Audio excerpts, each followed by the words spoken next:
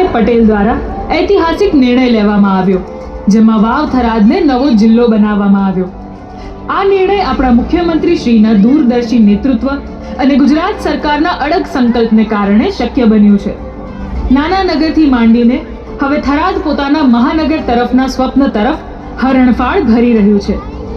વાવમાં એવો વિકાસ થઈ રહ્યો છે કે જેનાથી બહારથી આવીને જોનારા બોલી ઉઠશે, વાવ!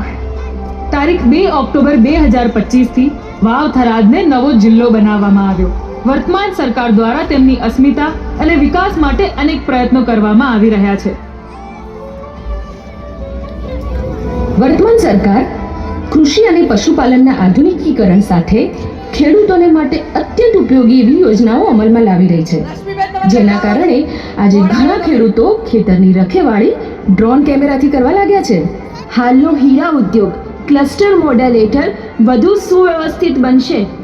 સરકાર દ્વારા આત્મનિર્ભર ભારત તથા મેક ઇન ઇન્ડિયા દ્વારા વોકેશનલ ટ્રેનિંગ સેન્ટર્સથી સ્થાનિક યુવાનો કુશળ બની રહ્યા છે. સ્થાનિક હસ્તકલા અને લોક